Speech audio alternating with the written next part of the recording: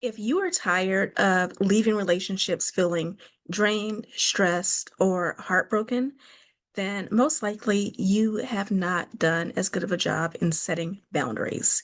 And I'm going to talk about 5 boundaries that you need to set as a Christian woman in order to avoid heartbreak, um, and stay away from men who don't share your faith, don't share your values. So, my name is Keshia Rice. I am a dating coach and hypnotherapist.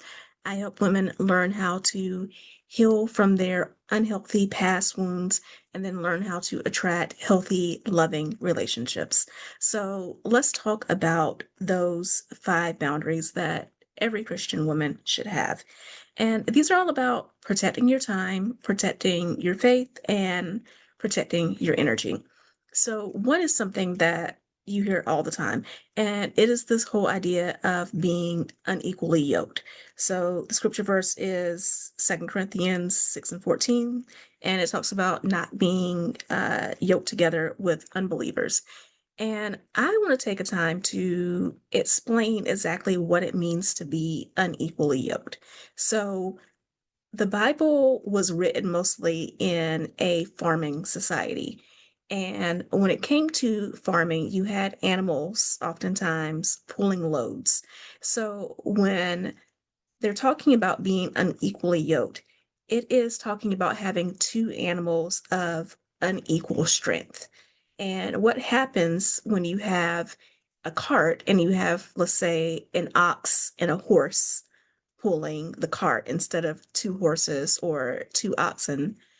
What happens is when you have the ox and the horse, one of those animals is stronger than the other.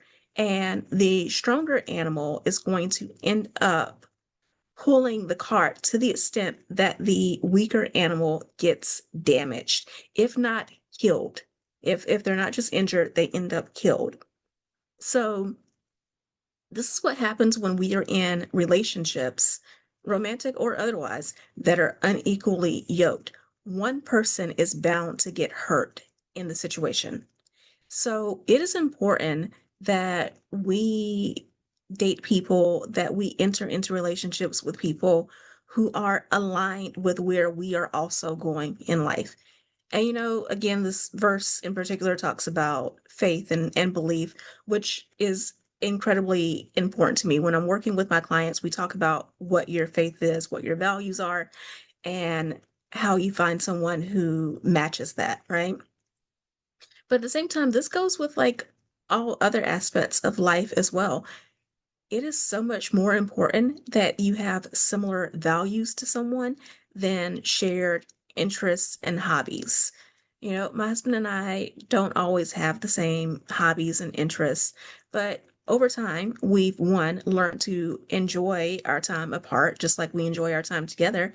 And then two, sometimes he does come over and participate in things that are hobbies for me, things that I like. And sometimes I indulge him and take time to participate in his hobbies. It's nice that we can share those things and we can have our separate time. But again, what's more important in a relationship is that foundational values, that you share those, because again, that is the foundation of the relationship and that is what will keep you together. So the first boundary would be not being with people who are unequally yoked to you. Let's talk about the second boundary, which is no commitment without clarity. On one hand, dating is about data collection. It is about getting to know someone well enough to see whether or not this person is a fit and whether or not you have shared values. You're on the same page about what it is that you want in life so that then you can continue to the commitment phase. So, on one hand, we don't put all of our eggs into a basket with someone that we're just starting to date, right? When you first meet someone, you're first having those first few conversations and you're getting to know them. You're not trying to make this a marriage or bust situation on the first phone conversation or the first date. You really want to approach that from a place of curiosity and just seeing how you feel in your body and seeing if there's a connection there. However, After you get past those first couple of dates, you've gotten to know this person, and now you're ready. You have enough information, you've collected enough data to know whether or not you want to have a committed relationship with him, then this is the time where you need to have that talk and see if you are on the same page. It is so important that you are willing to advocate for yourself, that you love yourself enough to speak up about this and let this person know what it is that you are looking for and what it is that you want in the relationship. Because if you are giving someone access to you, if you are giving them exclusivity, if you are emotionally investing in someone and that person is not reciprocating those things, you are setting yourself up for heartbreak. So, again, although this is not a date number one type proposition, in the first couple of weeks, first couple of months, you should be comfortable asking them clearly, what is it that you're looking for in a relationship? Do you want commitment or not? When do you see a timeline for that? And getting an idea of where their intentions are. Because I always tell my clients that they are a solar system, right? So you are the sun, and there are people in your life who have always been there for you, who you can always depend on, and they deserve to be Mercury, the planet that's closest to you, right? There are people who are nice and you can share some things with them, not everything, maybe they're Earth. And there are people who are all the way back at Pluto, right? Everyone that you meet needs to start at Pluto. That means that you don't tell all of your business. We'll get into trauma bonding in a second. That means that, again, they don't have access to all of your time and energy so freely, and they need to earn their way up to Mercury. So don't make someone Mercury after one or two dates. Really get clarity on what it is that they want in a relationship in general and what it is they want out of their relationship with you before you give them more access. So that kind of leads into the third boundary, which is time and availability boundaries. When I first started dating my husband, when I was in that single season, I had rules about going on dates. So I valued my time with my friends as well. And it was a thing for me that when it came to going on dates on the weekends, that Friday was fine. I would always accept dates on Fridays, but Saturday nights were for time with me and my friends. And I set that boundary. I didn't go on dates on Saturday nights. Saturday earlier in the day, morning, afternoon, that was fine, but not Saturday nights because I had that time reserved, right? I also didn't really do Sunday morning dates because, of course, that was my time at church. You have to set those boundaries. You are not an on-call service for whoever wants to spend time with you. So you need to set boundaries that accommodate your time for your other relationships, whether it's family or friends, your time with God, and also your alone time with yourself. You also need to value taking care of yourself and your rest, which means maybe not accepting phone calls past a certain time at night because you know that you need to get to bed by a certain time in order to get the proper amount of sleep. Your availability needs to reflect your values. So you do not give up your hobbies, your interests, your life just for the sake of a man. If a man is truly aligned with you and where you're going in life, then he will fit into that schedule. You don't need to give up everything in your life in order to accommodate him. A healthy romantic relationship adds on to the beautiful life that you've already built for yourself. It doesn't become your entire life. It makes the life you've built for yourself better, right? So you need someone who is going to respect you, respect your time boundaries, and respect your availability. And if he can't do that, then he just doesn't fit in. Boundary number 4 is setting emotional boundaries. You are not an emotional rehab for damaged men. Do not allow a man to come into your life and immediately start trauma bonding all over you. You are not his therapist. You do not owe him that.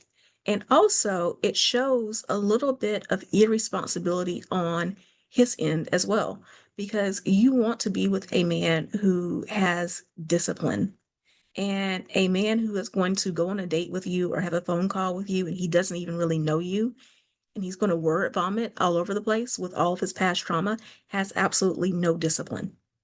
So it may seem nice to begin with that he is showing vulnerability, and vulnerability is a beautiful thing. But back to the idea of people need to earn access to you, a man who is truly confident will also require you to earn access to him. He's not going to dump all of his issues, all of his baggage immediately on you. You two are going to take the time to get to know each other and let things unfold as you each earn each other's trust. So it is never your job to rescue a man, to fix a man, or to carry his burdens. You have to protect your own heart. And if you want real, true intimacy, that grows with trust and with time. And you have to allow that to unfold. And then the fifth boundary that we're going to talk about is physical boundaries. Look, talking about physicality in a romantic relationship, talking about sex, it can be a touchy subject. But one thing that I like to tell my clients in my coaching program is that when it comes to physical boundaries, this is not a matter of taking the fun and pleasure out of your life, right? I truly believe that the Bible is practical instructions to allow you to live your best life.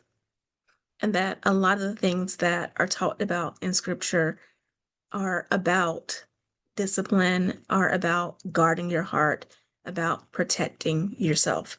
And to that end, when you get physically intimate with someone and you don't know them very well, you're doing so without having clarity on the relationship.